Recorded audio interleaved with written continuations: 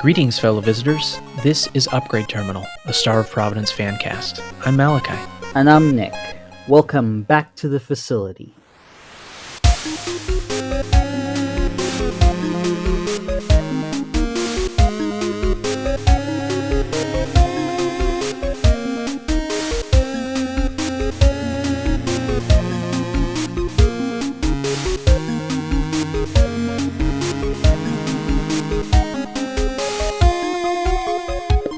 So, this is going to be the penultimate episode of Season 2 of Upgrade Terminal. Yes, this is going to be the second to last episode. We are going to be finishing out Season 2 of Upgrade Terminal next episode with the big finale. And I kind of just want to talk about that for a little bit. Yeah. Malik and I have been doing this for almost a combined 2 years now across time, seasons 1 and 2. Mm-hmm. And we've had a lot of fun. We've enjoyed it a lot, and we've gotten to talk to a lot of very cool people about it. Absolutely. But there does come a certain point where we're starting to feel like, well, we don't have much left to say, really. We could keep going, but we'd be repeating ourselves, and well, we'd prefer not to do that. It's better to end in a bang than a whimper, as they say. Yeah.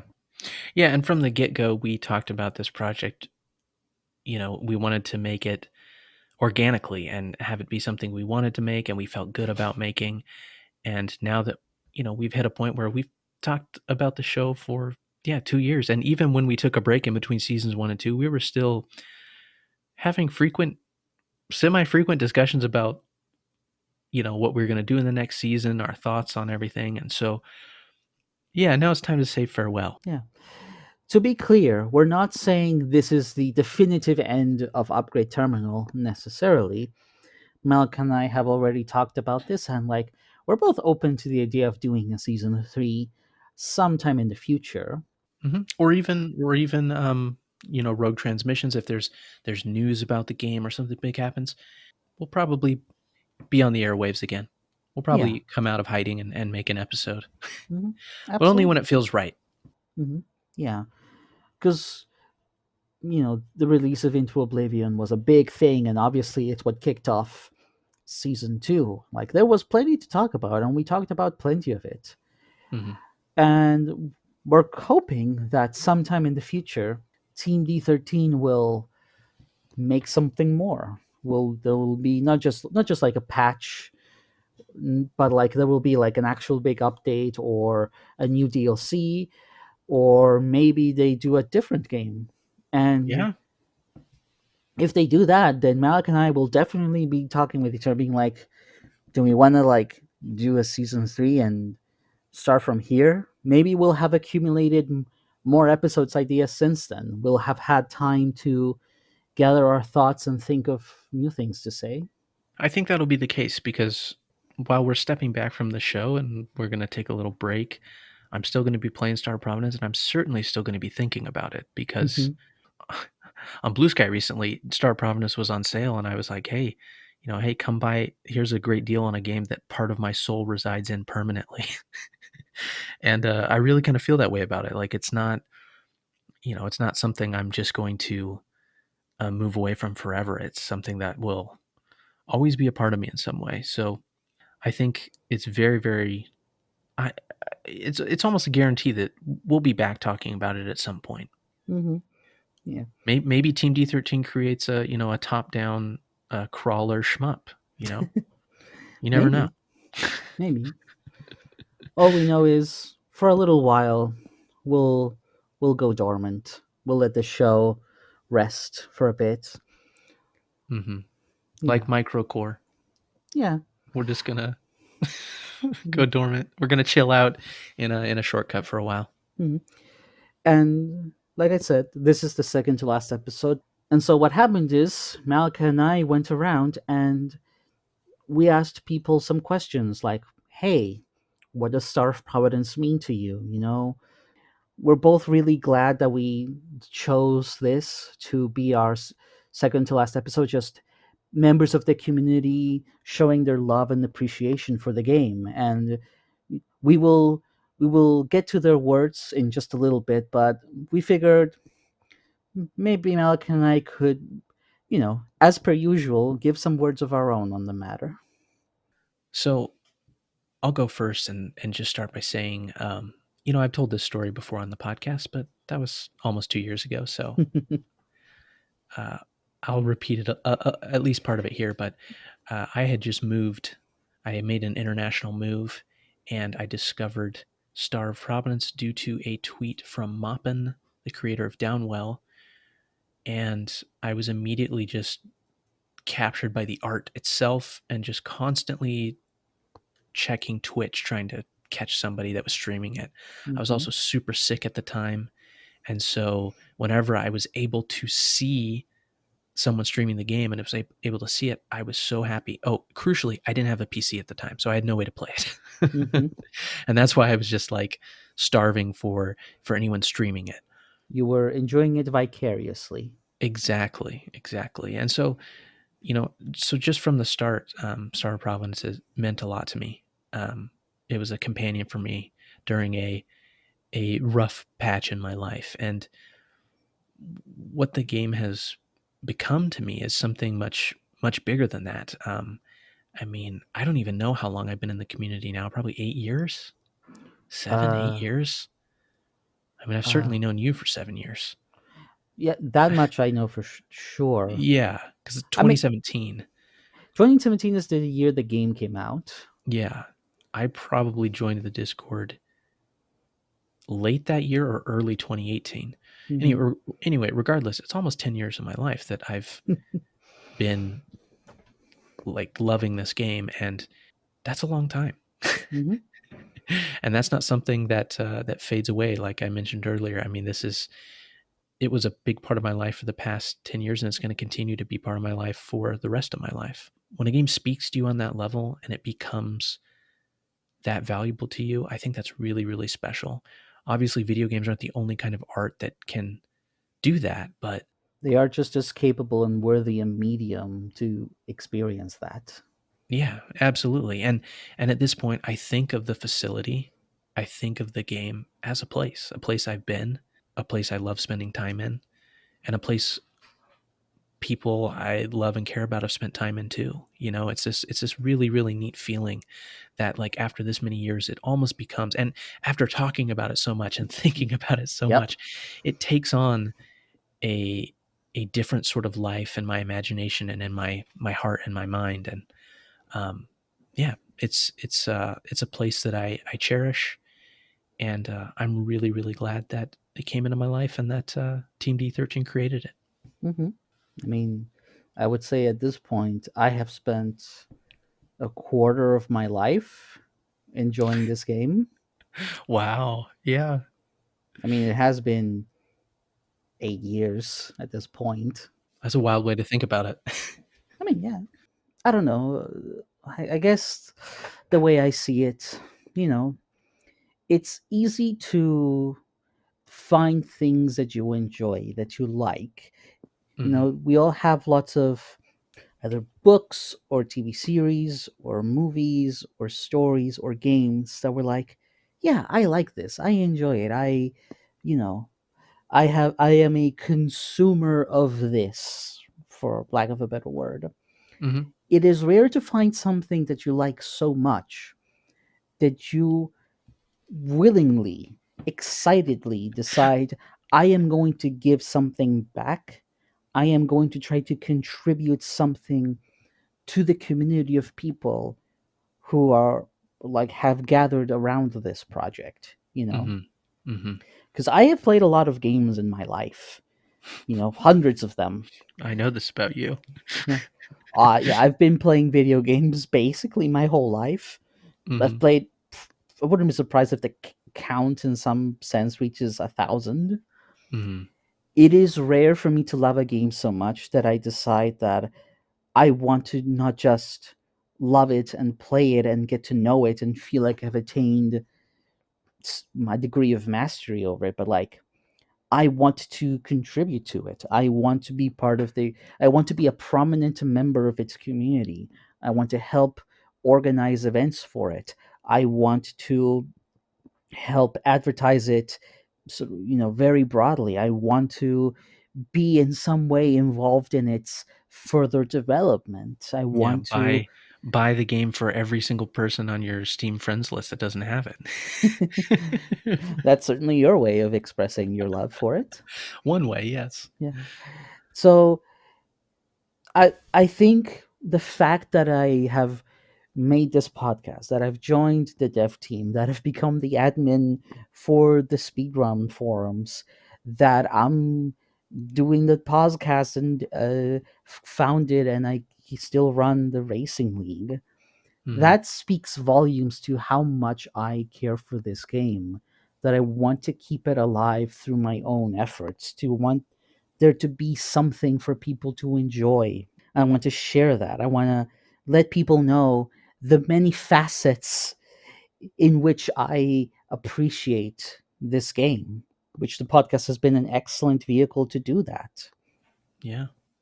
And moreover, thanks to being a part of the community, I have met many, many wonderful people, some of whom might end up becoming friends of mine, dear friends of mine, for a long, long time. It has certainly helped strengthen some friendships, not least of which, well, you, Malachi. Yeah. No, Yeah. likewise, Nick. Yeah, I mean, I'm really, really glad that you and I decided to do this. Mm-hmm. It's been a really rewarding creative project, Mm-hmm. and I'm grateful to everyone involved. As so many people have talked to us, have contributed their voices for narration and the fan writing episodes. But yeah, really, really grateful to you, Nick, as my co-host, as my friend.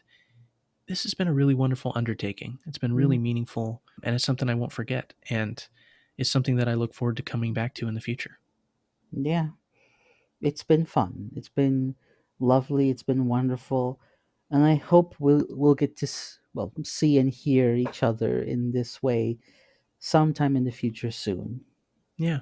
And you know what? Even if this is the penultimate episode to the final season, and we've got one episode after this, and the podcast does end, I'm really proud of all the work that we put into this, and this Hmm. podcast will stand as a crystallized testament to our love of the game and the community, and I'm really glad it exists. I am proud of what we've done here. I am proud of what it represents. I am proud that we have chosen to give back to the game and the people that make the community what it is. And I am grateful that those people have in turn decided to give us their words and their feelings on it. So, we would like to thank everyone who contributed to this episode. Thank you from the bottom of our hearts for giving us your words, your thoughts, your feelings. We give thanks to Aki, Bullet, Bear the Dice, Jackets, Shinji, Doc McStuffins, Grumbus, Algol, Doomman, Ian Boney, Metaphors, Apathy Deity, Mariscan. We also want to thank Seth, Matt, Horizon, Voltrace, Coolant, Unknown Guitar, What If Girl, and Duck Duck. And also a special thank you to the members of the PXtone community that let us use some of their additional tracks from the Star of Providence remix album that we will link in the show notes. So thank you to Neozoid, Caseboy Advance, Scarlet Lotus Productions, Mewpix, Sword MP3, and Jack's Cheese. Thank you guys. We appreciate you.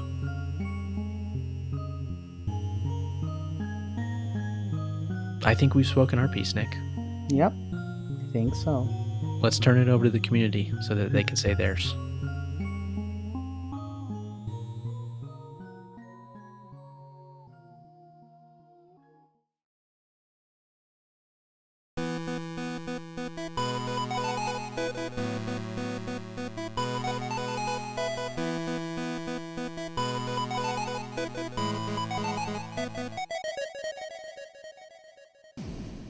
Why is Star of Providence important to you?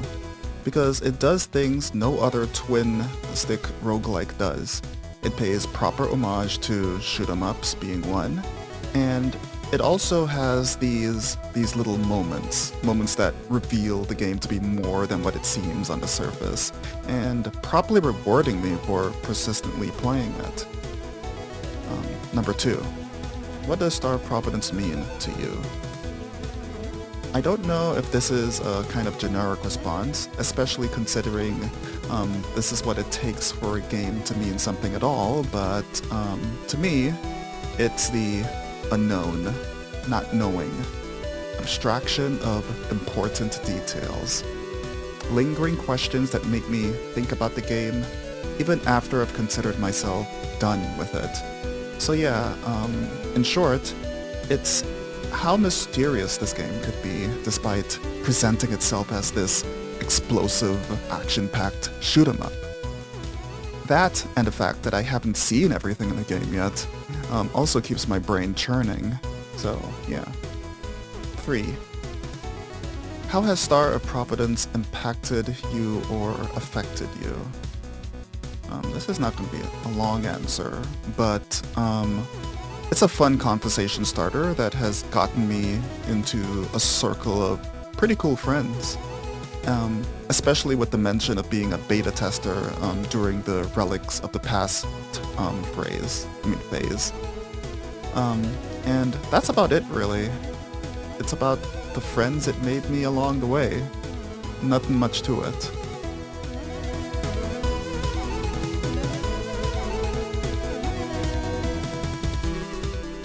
Hi, this is Bullet Dude. I'm one of the testers for Star of Providence.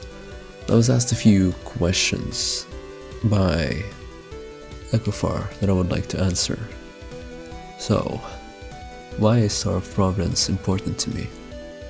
Well, I believe I got into Star of Providence when the Binding of Isaac was going through a super rough patch.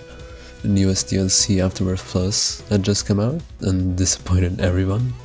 So going from a big community like Isaac's during a super negative period into a nice, quaint one, like Monolith at the time, was pretty refreshing.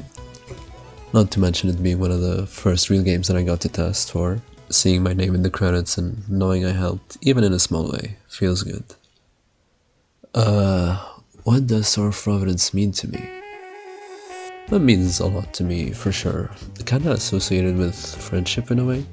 It helped me get closer to some of my friends since I introduced it to a bunch of them. And we used to talk about strategies and runs and things like that. I actually remember mentioning how Kilburn, who made the big Isaac DLC Repentance, was a fan of Star of Providence to Alex and Pure, and they both just lost their minds and were super excited. I ended up introducing them, and I'd like to think that they became friends. So that was definitely a memorable moment for me. How has Star of Providence impacted me?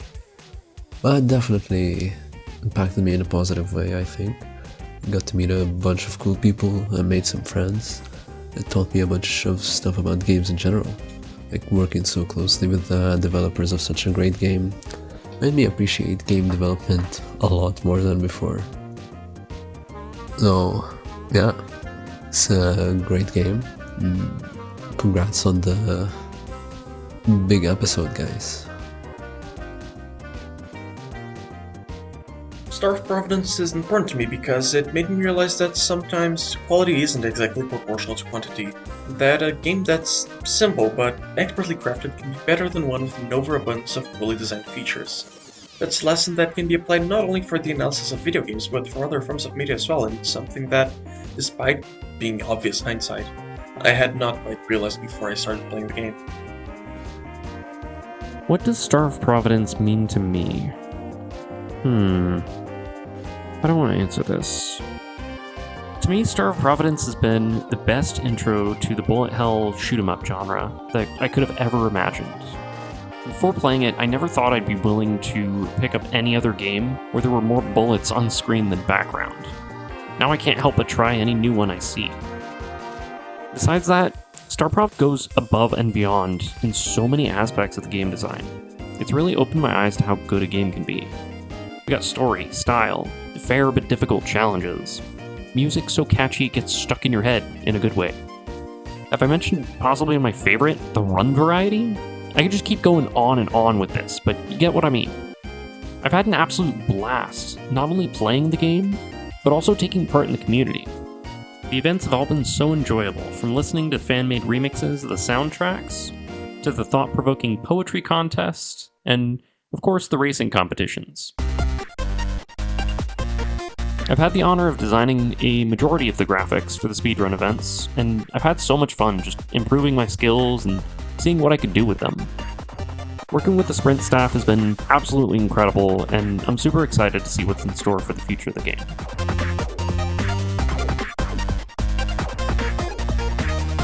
Star of Providence to me is a testament to what the indie scene can produce. It is such a strong example of where parts are greater than the sum of their whole, because it's a little bit of a shooter, a little bit of a roguelike, a little bit of a kind of a retro throwback, and it's all these different pieces that really come together to become something so much greater.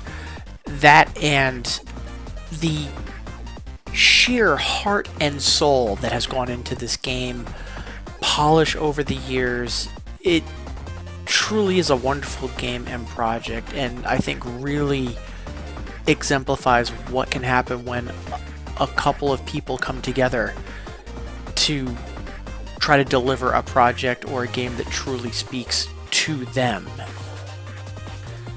Because of all this, in addition to the fact that just mechanically it's one of my favorite games to play, Star of Providence is easily one of my all-time favorite games, and I honestly feel lucky to be able to play it. Let alone also have an incredible community around it that I get to interact with and be a part of. Star of Providence affected me greatly when it comes to my hobby of game design. It was in high school when we had a project where we had to choose what to work on. So I chose to work on a game because I was getting into Star of Providence at the time, and I really liked how well the bosses were designed, and I really wanted that project to just analyze what about the bullet patterns and the way the bosses moved worked. And I think that really shifted me from just enjoying games to playing games and thinking about what about them made me enjoy them so much. Also, that's about when I started really liking more difficult games. I think I'm pretty average skill level when it comes to games, and Star of Providence had that pretty good balance between being accessible and being challenging, and still challenging enough to have it be very satisfying to get better at the game.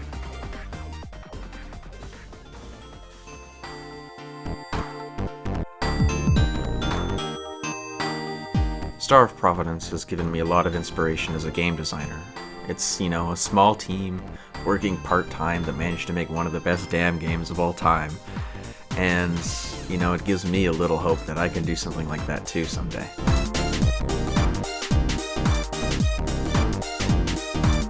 Hello, Upgrade Terminal listeners. I go by Algo online. And I'll be answering, how has Star of Providence impacted or affected you? So when I first started playing the game, which was around when Relics of the Past DLC was only a few months old, there wasn't really much information about it online, especially considering Monolith, the old name, was not the most SEO friendly search term. But I was eventually led to the Team D13 Discord, which is a wonderful community that I still take part in from time to time to this day. So through this game I met lots of wonderful people to not only talk to about Star of Providence, but also just indie games and other things in general.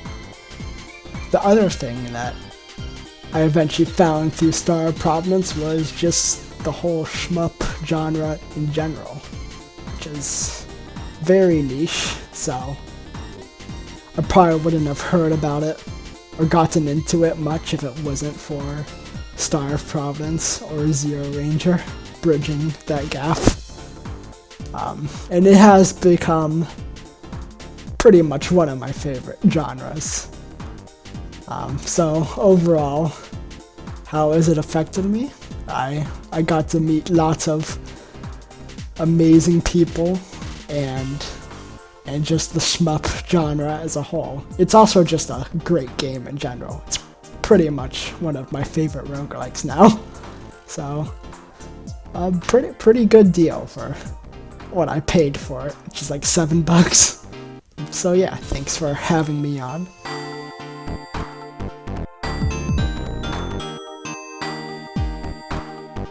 Star of Providence is really important to me because of the way that it changed my mindset towards any sort of creative work. The world Team D13 made is one of the very few that actually managed to get me engaged enough as to actively seek out information on its little intricacies, trivia, and, of course, the lore.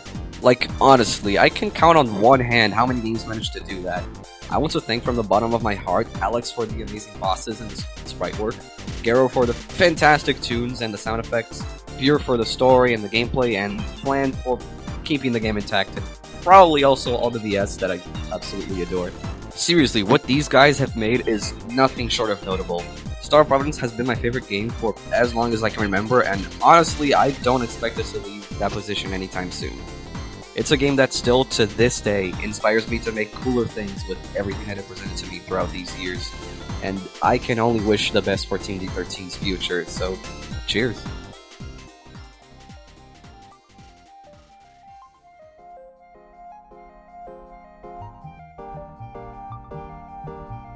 What does SOP mean to me? Aside from just being a fun bullet hell game, I also see it as a standard for fair roguelike design. Most roguelikes, even ones I enjoy, will often doom your fun with unfair encounters or a lack of resources. It's kind of a genre staple, even though very few people like that. But very rarely does this happen in Star of Providence. The game very consistently gives you enough firepower and health. Because you consistently have enough survivability, overwhelming encounters are quite rare under normal circumstances. Yes, I know about that one breach room nobody likes. That's the exception, not the rule. I don't know of many roguelikes that even come close to the fairness of Star of Providence, and most of the ones I do were either directly inspired by it or directly inspired it. How has Star of Providence impacted me? This is probably the silliest way I can answer this, but I'm pretty sure becoming a mage forever overrides all other attributes has forever been ingrained in my mind, as well as my stories. Not that I've had the chance to reference it yet. I will.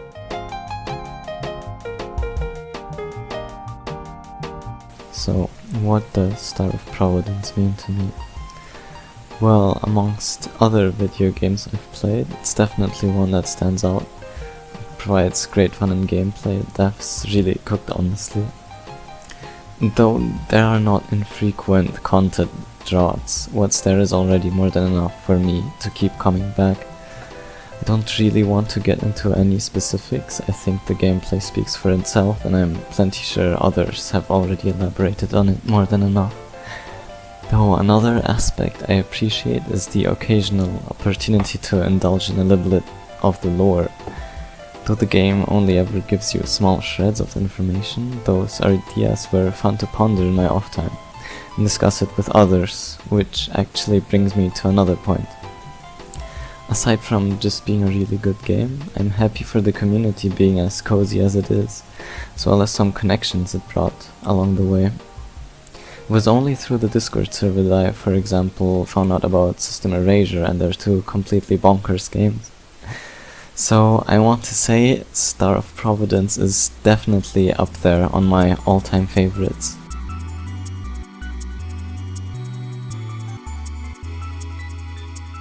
Why is Star of Providence important to me? I remember when I first played it back in 2017, I already played a bunch of other roguelikes, and I just remember how smooth StarProv or Monolith at the time just felt to play. Every pattern that was cool, the ships feel so great to control. Shooting is just like easy. Levels are super fun and dynamic with like the keyword system. I love the art style of the game, like Alex's art style.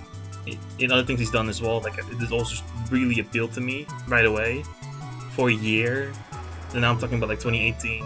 Like I played the game like every day when I had free time. I thought about it constantly. It pretty much defined my taste in games for years after I even stopped playing StarProv daily.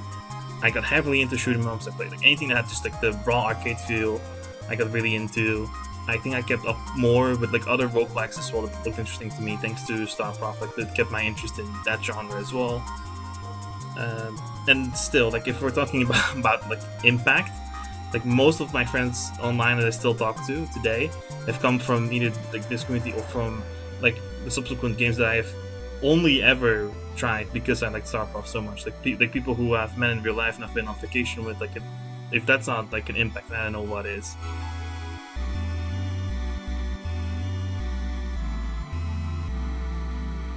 Hey, Malachi, Nick, and all the Upgrade Terminal listeners out there.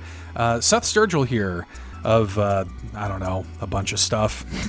Bit Harmony, the Koopa Cast, the Nintendo Drive, and I don't know, man, I do like 7 podcasts. But I'm not here to talk about that. I'm here to talk about Star of Providence, a wonderful game that has really enriched my life. And for this episode of Upgrade Terminal, I've been asked to hit on maybe a couple of talking points and express why Star of Providence is important to me and how the game has impacted me or affected me. And there are a lot of things that I feel like I could talk about here, but I think what I actually just want to quickly celebrate is the sense of community. You know, I'm not somebody who gets super involved often with, you know, individual game communities. It's actually quite rare for me to, I don't know, get involved even a little bit with like something that is quite esoteric or individualized or whatever. But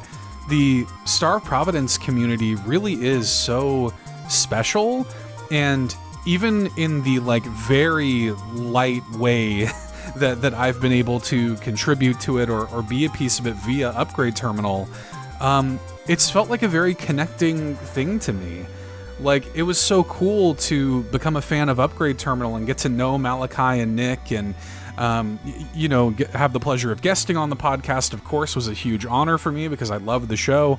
But also getting to, like, kind of know the other people in the community via this podcast, like seeing Lilac play Star of Providence at GDQ and hearing donor names and stuff from people names that I recognized, and seeing the way that the community really like rallied behind Lilac as they were performing this run, like that was such a cool moment of feeling like in some small way I was a piece of this larger thing centered around this one game. And I think that's really special, to say nothing of how great the game is. Like, it really is the people that I have in some small way been able to connect with and learn about. And it's so cool that y'all are out here doing this thing and that y'all have found each other out here in the internet's, you know, space waves or whatever.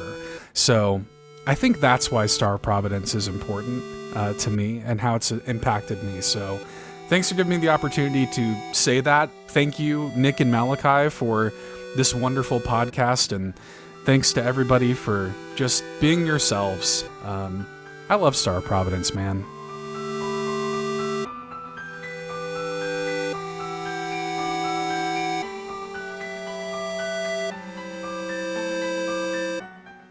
Hi. To whoever ends up getting this fully. How has Star of Providence impacted you or affected you? Star of Providence has ended up becoming a bit of a big bit for me. Big bit. Nice job, me. Because it's one of the first games that I really sat down and went, hey, this is fun to go fast in. I think I'm actually going to try speedrunning. Now, am I the best at it? No. If I tried hard enough, I could definitely do better. But at the same time, there's a balance that needs to be found there. But the sheer fact alone that Star Providence has incentivized me to speedrun, even if it does end up just being Star of Providence and not to any other game, it opened something that I thought was realistically unapproachable for me, because I tend to like to take games slowly, but the gameplay loop of Star of Providence showed that there are games that I can find fun while going fast and trying to compete in that, and I'm eternally thankful for that and the community of people that it has brought me to. I'm very thankful to be here, even if I only really show up to some of the events, and that's about it. It is what it is. Life is hard. Life is messy. And life takes time. But I'm happy that Star of Providence could take some of that time.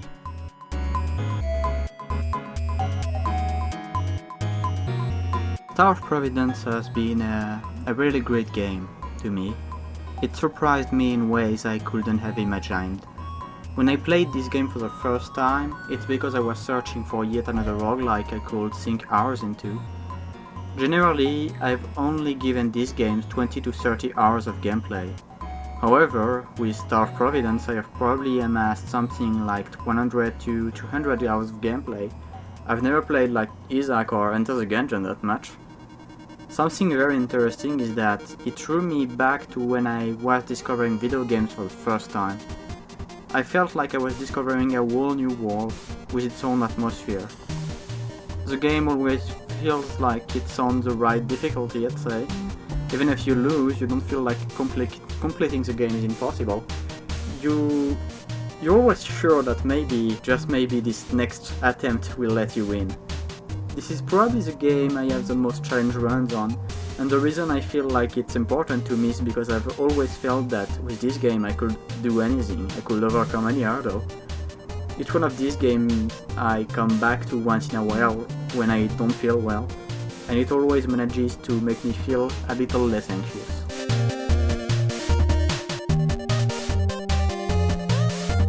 The localization of Star of Providence is one of the few that I was very serious about. So before this, I just added my translations into the videos that I made. I never thought about making them into the game or something like that.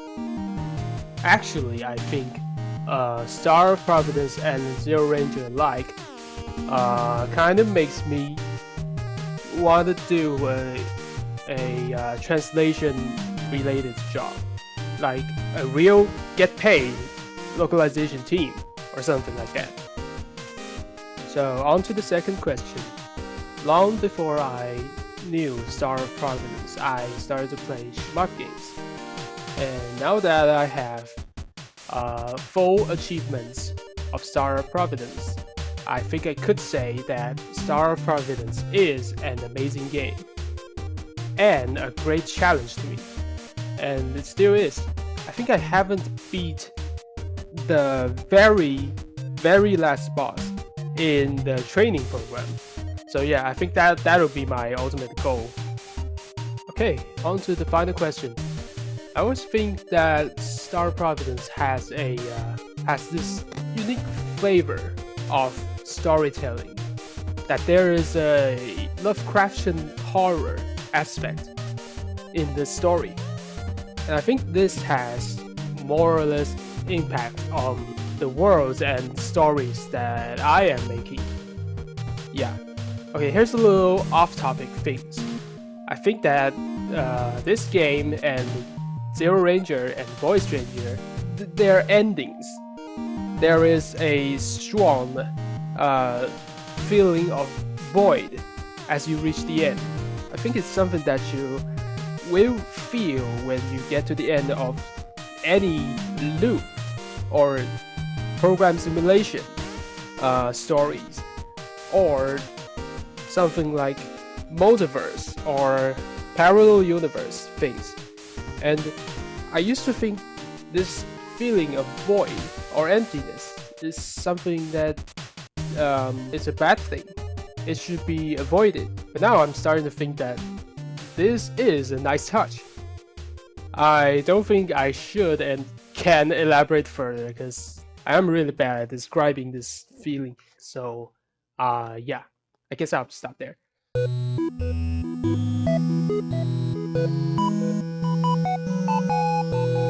Sup y'all, Cool Scully Prophet / Unknown Guitar here, and it's very hard for me to put into words how Star of Providence has impacted me, because I just love everything about this game.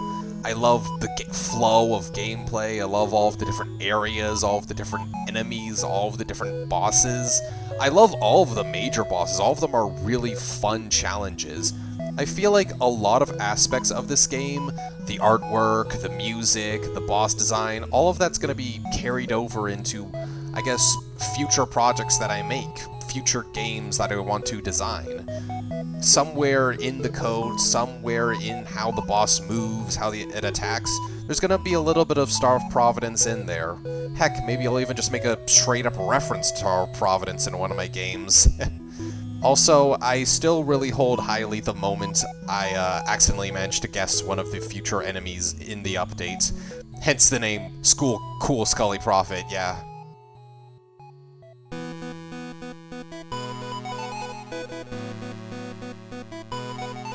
Hey, Malachi and Nick, and of course all my fellow Upgrade Terminal heads out there. This is Matt from the episode The Bit Harmony Boys, featuring Matt and Seth. Malachi had sent me over a DM on Blue Sky asking if I would go over, the impact Star of Providence had on me, what the game means to me and whatnot. And, originally I was kind of thinking, well, I could look at this from like a game reviewer perspective and just talk about the innate, objective quality of Star of Providence, right? Or even beyond that, really, I could say that it made me less wary and more willing to try shmups again. A genre I've kind of been a little bit afraid of for the past, 20 years. I've not yet re-downloaded Ikaruga. I swear I will, Nick, don't worry. But even though those things are all true, it still isn't really representative of what Star of Providence really means to me. The best thing Star of Providence gave me was introducing me to Upgrade Terminal. Frankly, I meant it when I said it. Y'all have produced one of my favorite podcasts ever. I would have been into this even if I never heard of Star of Providence. That might sound weird, but I love your guys' chemistry. I love your voices. Honestly, my favorite part of the show is when you talk about something good that happened to you that week. And can I just suggest that in the future you all work together again and make some kind of hiking / cooking podcast together? I think that would be wonderful. It's been so nice, even though I don't have as much time to hang out on the internet and in Discord servers as I used to, that I still got to feel like I got to know some of you just by hearing you on Upgrade Terminal. It also gave me a new perspective on something like GDQ, right? Where I've been watching GDQ for over a decade, loved it, but I never had a personal connection to it until I saw Lilac's Star of Providence run live. What a moment that was. I was glued to the TV. I saw it live over in Germany. I don't know what time it was over there. I think it was early afternoon here. It made me emotional, man. Hearing Malachi's donation being read off, hearing Lilac shouting out Nick at the end. I got emotional. I'm getting a little bit emotional right now just talking about it. And even though I don't know Lilac personally, I felt a little bit more of a connection than I ever have with anything on stage at GDQ before. So that means the world to me. That's what video games to me are all about. We talked about it on that episode that Seth and I were on. How video games can be so much more meaningful than just a cool thing you spend time with, that you kill time with, right? Things can be a bit more profound than that, So thank you for producing this podcast. Thank you for your future hiking cooking combination podcast. I'm signing you onto that right now. And yeah, just thank you all for everything, not just Malachi and Nick, but all of you for creating a community that I got to hear a little bit from here and there in podcast form. that has been the most meaning Star of Providence has given me. Hey, this is Coolant. Star of Providence is important to me for a number of reasons. I've been a fan since December of 2017, and I think part of the reason I wanted to play it back then was because it looked a lot like the shmups that I'd played a little bit of and had a lot of interest in when I was a kid. I didn't actually play many shmups, and I wasn't good at them, but I always had this interest in them. And Star of Providence kind of bridged part of that gap, that interest. So I played it, and I really, really enjoyed it. It was a game that at the time pushed me to improve at a style of game I'd only flirted with a little bit, like I said, and it rewarded me a lot for overcoming its challenges. It was also proof to me that there are devs out there that are still dedicated to making games in that kind of old, challenging style. And in that way, I didn't really realize it at the time, but it was kind of a turning point into a certain era of video games for me. I started getting into stuff that was a bit more challenging, required more practice, and I don't know, I think Star of Providence kind of proved that I was capable of doing that sort of thing. So anyway, I got involved with the community in 2020. Our Discord server is really good, full of people who have the best taste in video games. And yeah, the Discord server is just kind of a home base for me now. And in 2021, I started working on the wiki, and that project was a pretty big deal for me because it was a way of me contributing to this thing that had become kind of important to me. And so that kind of wraps us back around to the original question of why is it important to me? And in short, I guess I would say it defined my current relationship with my biggest hobby, and it gave me a place on the internet that's another home to me. And in terms of the wiki and stuff, it gives me kind of a garden to tend, you know? So in conclusion, it's an amazing game, it's an amazing community, and I'm looking forward to a million more years of Team D13.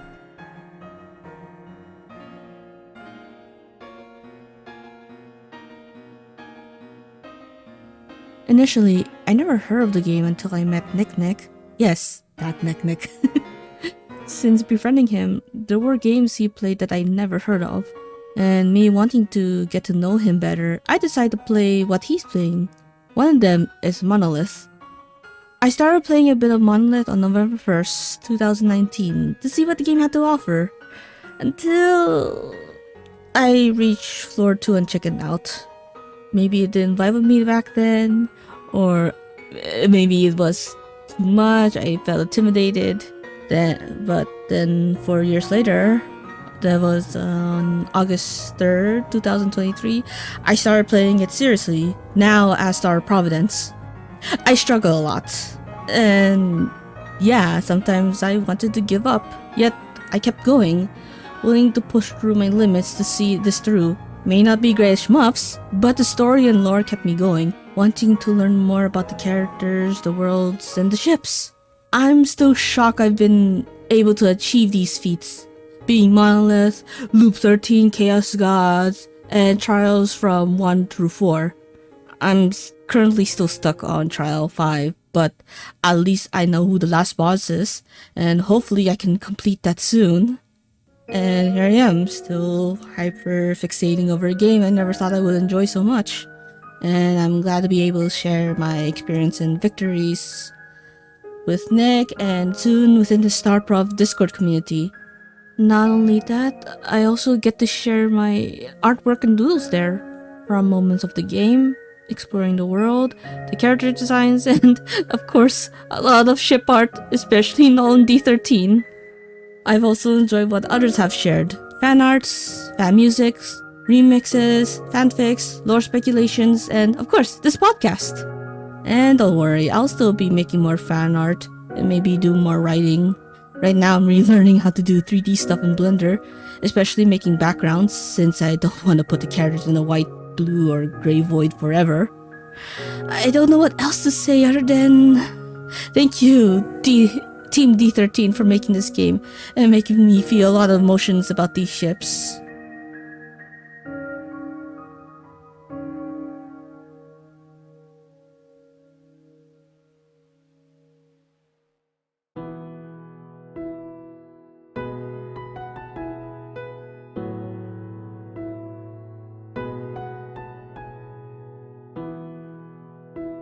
What Star of Providence means to me is weird to describe. On one hand, I love the game, it is awesome for so many reasons. Its gameplay structure genuinely reminded me at the time of playing why video games are so cool. I also find it a peculiar game. The way I find out about it isn't through a recommendation on YouTube or other social media, nor did a friend outright recommend it. I only saw a friend on Discord stream it one time, and it looked interesting enough for me to wishlist it. Eventually I get it, and end up playing it more than that friend. I'm also not really a shoot 'em up person, and especially not a roguelike person, so the way that I find out about it combined with my tastes and how niche it is, especially back in like 2022 when I played it, it makes it feel like I shouldn't have found out about this game. It just came out of nowhere and is now a small part of my life. And if that wasn't crazy enough, it evolved so much in terms of scope and quality to the point where I almost consider it worth double the price that it is, and now some of its developers have gone on to help with Deltarune of all things. All of this is to say, I think this game is kind of a treasure, one that isn't known about all across the land, but the kind that villagers will speak of vaguely and get you wondering if it is real. Then you go on this adventure and find out it is so much more.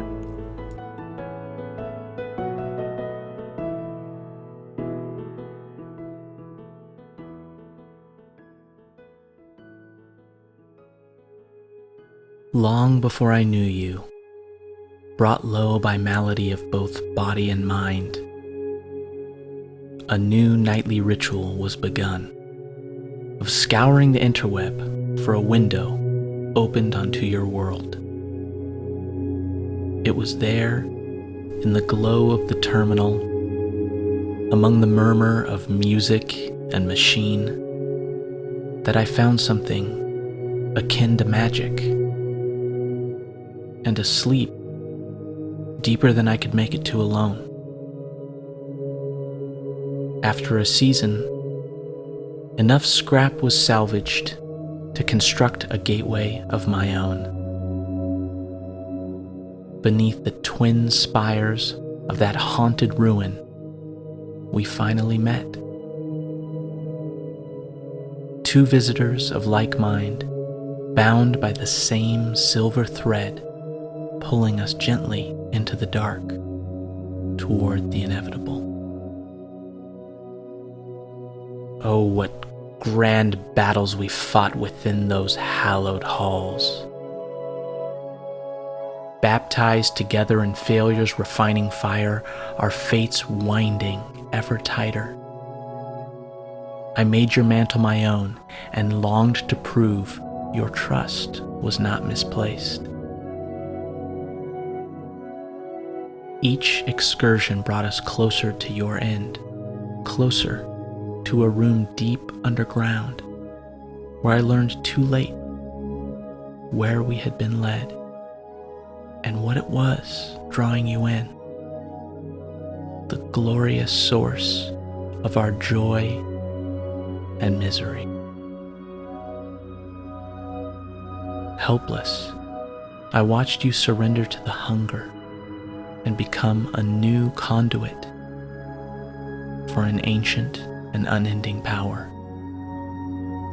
Desperate, I returned to the surface to discover another visitor unwilling to forsake a friend. We fought through it all again for you. Exultant, I went back to the beginning to meet you once more. Outside the yearning maw of the facility, to be swallowed anew and delight in the chaos of it all. When I find sleep each night, I know I will forever see little ships behind my eyes, flying through an inner sky, two stars of most radiant light and majesty.